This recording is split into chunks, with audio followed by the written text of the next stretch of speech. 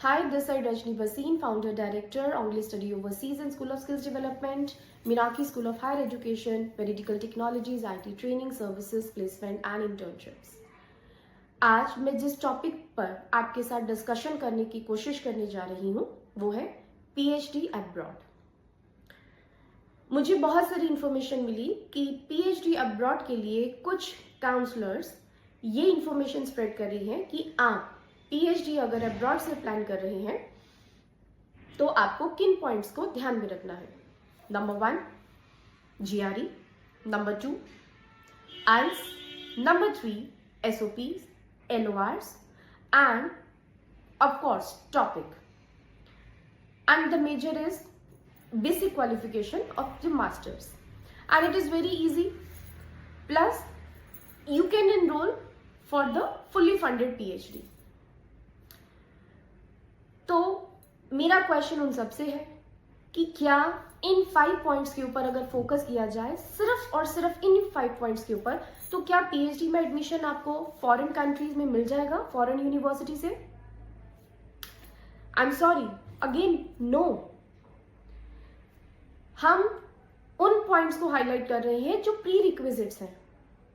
IELTS score, अगर आप bachelor masters भी परफॉर्म करते हैं और आप इंटरनेशनल लेवल पे जाना चाहते हैं तो मींस IELTS क्लियर होना चाहिए। कुछ प्रोग्राम्स में GRE क्लियर होना चाहिए।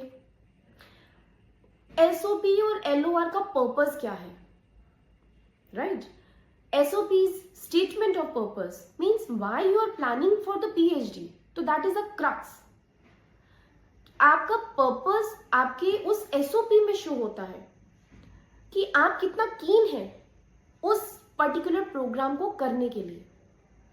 And LOR, letter of recommendations, कि आपके जो प्रोफेसर्स, जो एग्जिस्टिंग प्रोफेसर रहे आप अगर आप मास्टर्स के बेसिस पे प्लान कर रहे हैं तो जो आपके प्रोफेसर्स हैं वो आपके लिए रिकमेंडेशन दे रहे हैं, तो that is a letter of recommendation. Moreover the topic, but of course this topic is important कि आप किसके ऊपर रिसर्च कर रहे हैं। तो इन 5 पॉइंट्स को अगर मैं कंसिडर करूं तो ये बेसिक पॉइंट्स हैं। एक्चुअल में प्रोसेस क्या है PhD का, PhD की एडमिशन के लिए अगर आप अब्रॉड से प्लान कर रहे हैं। अब मैं उन कुछ पॉइंट्स को हाईलाइट करूंगी if you are really serious to get the information for this topic.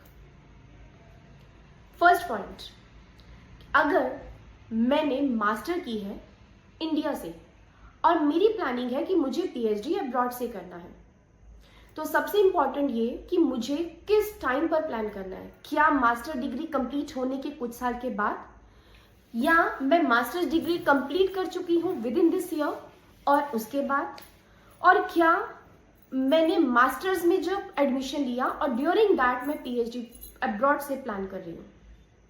इसमें भी 3 डिफरेंट कॉन्सेप्ट्स हैं। पहला पॉइंट कि अगर मैं PhD में एडमिशन अपने मास्टर्स की कुछ टाइम गैप के बाद करने की प्लानिंग कर रही हूं या आप कर रही हैं, तो मींस कि मैंने उस ड्यूरेशन में कितना रिसर्च वर्क किया, मैंने कितने ऐसे आर्टिकल्स, कितने ऐसे पब्लिकेशंस किए, जर्नल्स लिखे जिसमें कि मैंने डिफरेंट टॉपिक्स के ऊपर वर्क किया। अगर यहाँ पे मैं वर्ड बोल रही हूँ मीन्स आपने एज अ स्टूडेंट आपने क्या किया। आपका जो वो मास्टर्स के बाद गैप ईयर रहा, उस गैप ईयर में आपका रिसर्च एरिया क्या था। अलॉन्ग विद दैट अगर आप कहीं पर वर्किंग है वो आपका एक्सपीरियंस, ये सब मैटर करता है। तो गैप प्रॉब्लम क्रिएट करता है to get the admission in PhD until and unless आपका पोर्टफोलियो बहुत स्ट्रांग ना हो। सेकेंड पॉइंट आता है कि अगर मेरा मास्टर जस्ट कंप्लीट हुआ और मैं PhD पे प्लान कर रही हूं या आप कर रहे हैं, तो क्या PhD पे एडमिशन मिलना इजी है? उसमें भी सेम पॉइंट, सेम चीजें डिस्कशन है कि अगर मेरा portfolio as a student strong है और मैंने बहुत सारी रिसर्चेस की हैं during my master, one case कि या तो मेरा मास्टर्स विद रिसर्च है, मैंने डेजर्टेशन किसी प्रोजेक्ट पे काम किया है, अलॉन्ग विद दैट मैंने कितनी इंटर्नशिप्स की है और वो इंटर्नशिप्स मेरे प्रोग्राम के साथ कितना मैच कर रही हैं, और उन इंटर्नशिप्स पे मैंने लाइव एक्सपीरियंस क्या किया है, ये इंपॉर्टेंट है एज अ स्टूडेंट। और अगेन द सेम थिंग कि मैंने कितना रिसर्च वर्क किया है, कितने मैंने आर्टिकल्स पे काम किया है, कितने मैंने पब्लिकेशंस पे काम किया है, और मैं कितना एक्टिव हूं as a student. Second, the third point is कि क्या मैं जब मास्टर्स में प्लान कर रही हूं तो क्या उसी समय पीएचडी मेरे माइंड में है कि मुझे पीएचडी अब्रॉड से प्लान करना है, तो आपकी जर्नी कैसे मूव करेगी। तो ये जो 3 डिफरेंट लेवल्स हैं, इन तीनों केसेस में कुछ वही चीजें कॉमन है कि आप अपने पोर्टफोलियो को कितना स्ट्रॉन्ग कर रहे हैं। एक मैं रेफरेंस अपने नोन केस का पिक करना चाहूंगी। That candidate had completed masters from India, got job, बहुत अच्छी पोजीशन पर, good experience 1 to 2 years, and from the company there was a provision, from company he got there was some provision, and he was selected in Yale University for the PhD, and that was with full scholarship, like the fully funded PhD admission, because वो cream, वो portfolio, वो बहुत strong था उस candidate का। लेकिन market में जो र्यूमर्स है और जो एक्चुअल पोर्टफोलियो है, उन दोनों को अगर पैरेलली समझा जाए तो पीएचडी अब्रॉड से प्लान करना it's not easy. Second point जो मैंने हाईलाइट किया कि क्या मेरे मास्टर कंप्लीट हुआ और पीएचडी के लिए मैं प्लान कर रही हूं, उस केस में आपका पोर्टफोलियो कैसा है। और थर्ड पॉइंट कि मैंने पीएचडी में एडमिशन लेना है लेकिन मेरा मास्टर्स है और मैं मास्टर्स से ही प्लानिंग कर रही हूं। तो इन तीनों के ऊपर मैंने हाईलाइट करने की कोशिश कर रही हूं।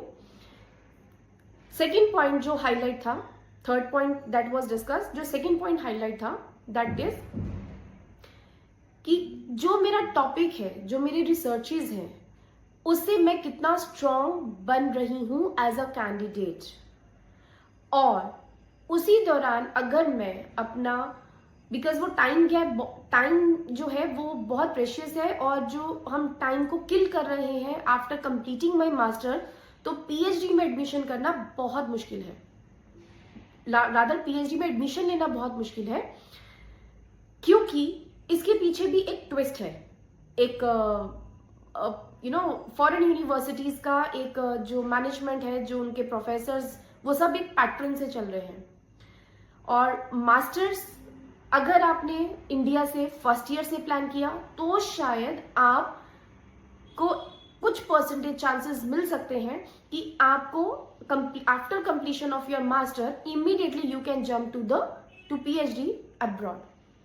अब वो कैच कहाँ है, इंपॉर्टेंट फैक्टर्स क्या है जो आपको फोकस करने हैं, कि जब हम मास्टर्स प्लान कर रहे हैं तो हमारे लिए इजी है टू सर्च कि हमारी टारगेट यूनिवर्सिटी कौन सी है जिसमें हमें पीएचडी करना है।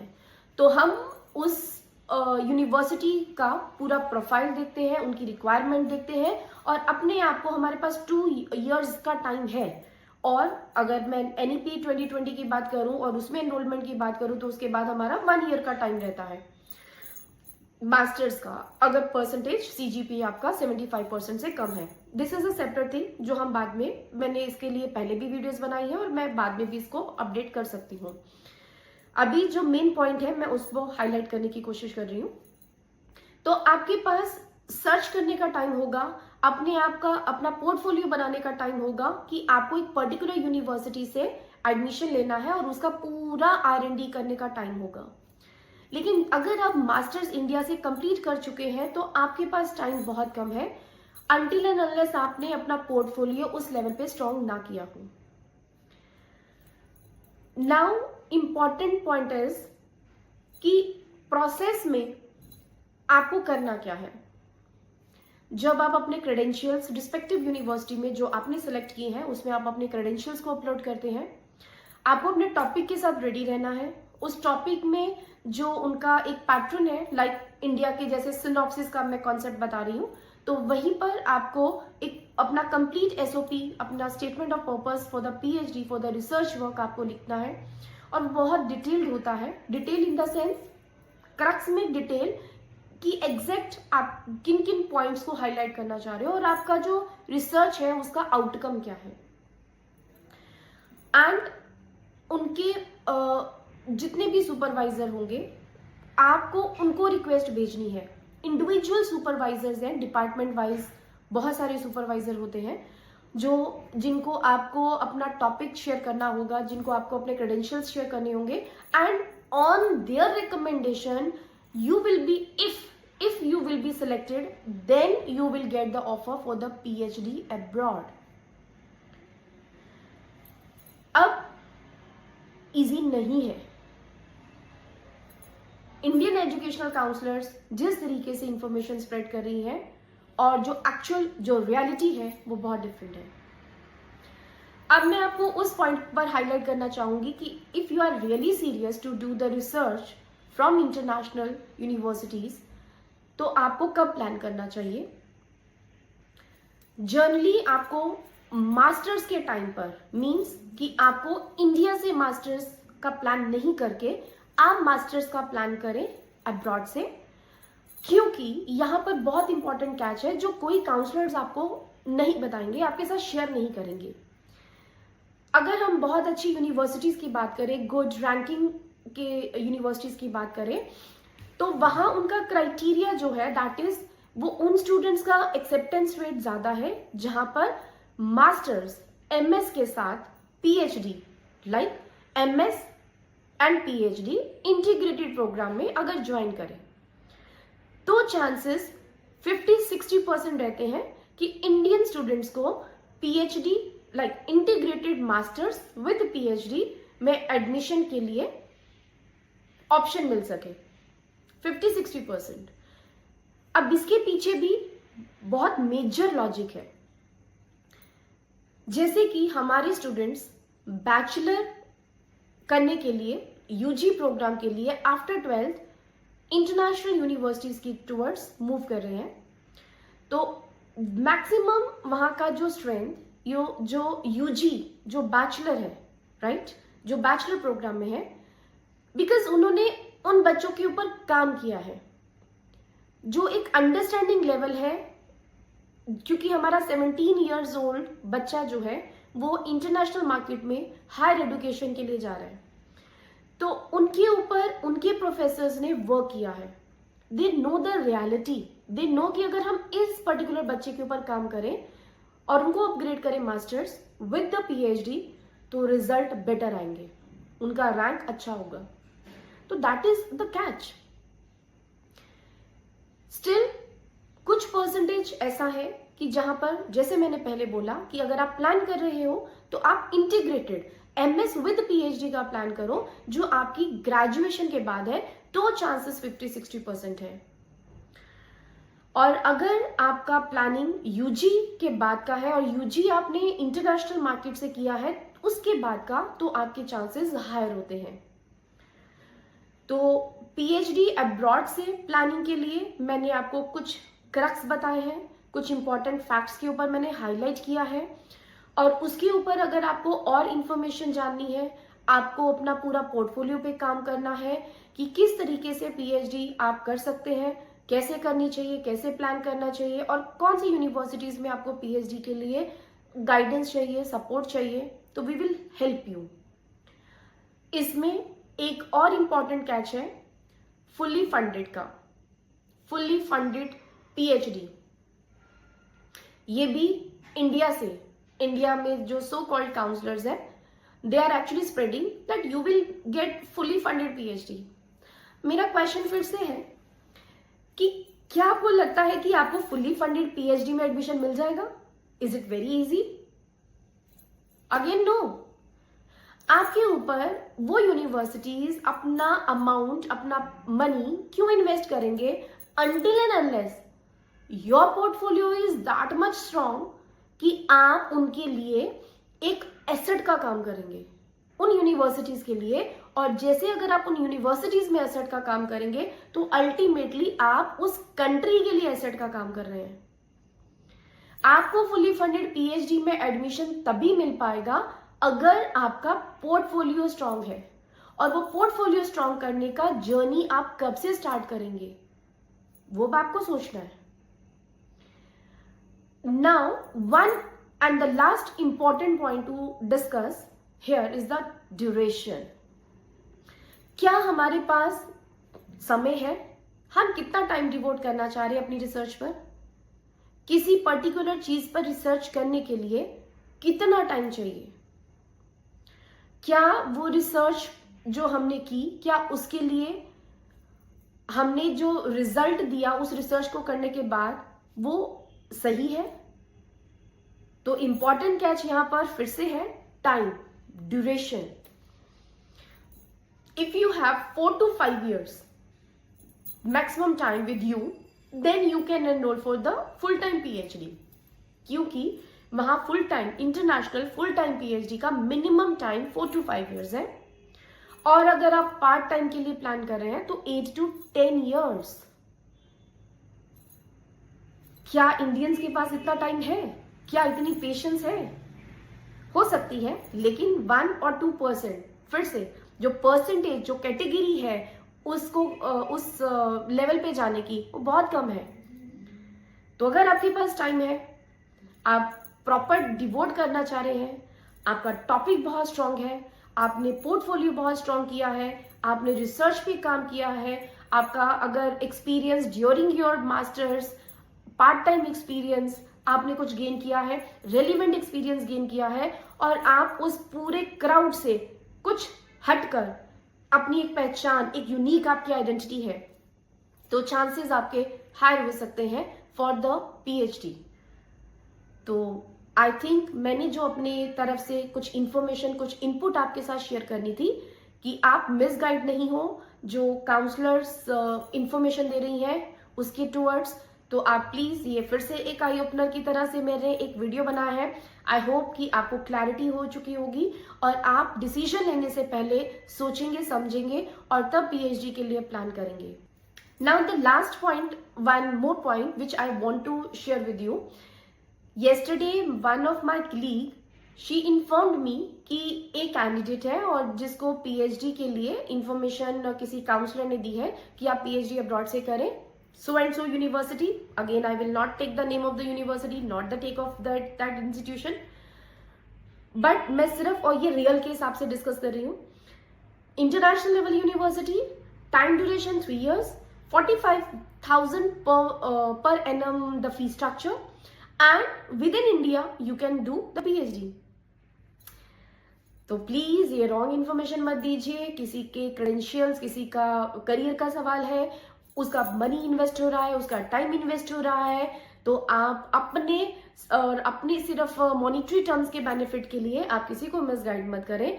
तो मैं फिर से रिक्वेस्ट करूंगी कि आप डिसीजन लेने से पहले एक राइट काउंसलर, एक राइट ऑर्गेनाइजेशन को चूज करें और कोशिश करें कि आप खुद से, क्योंकि अगर आप खुद से इंफॉर्मेशन कलेक्ट नहीं करेंगे क्या सही है और क्या रॉन्ग है, तो आप फिर से उसी ट्रैप में फंसते चले जाएंगे। तो कोशिश करें इंफॉर्मेशन सही गेन करें, सही कलेक्ट करें, and if you need any assistance for the PhD admission, we will only guide you, we will help you to make the portfolio, but working is based upon your credentials। so आप हमें अपनी queries के साथ कभी भी contact कर सकते हैं, एंड हमें बहुत खुशी मिलेगी कि हम आपको राइट एडवाइस दें। और मैं फिर से लास्ट में ये कहना चाहूँगी कि मैंने ये वीडियो बनाने का जो मेरा पर्पज़ है, क्योंकि एडुकेशन में इतनी गलत काउंसलिंग्स हो रही हैं, और उस गलत काउंसलिंग्स को रोकने के पॉइंट ऑफ व्यू से ये मैंने इनिशिएटिव लिया है, और मैं अपनी वीडियोस जो है वो शेयर कर रही हूँ, वीडियोस बना रही हूँ, शेयर कर रही हूँ, एंड आई होप कि ये फिर से इंफॉर्मेशन के लिए आपको बहुत हेल्पफुल हो। Thank you so much, thanks for watching my video, and God bless you all. Thank you so much.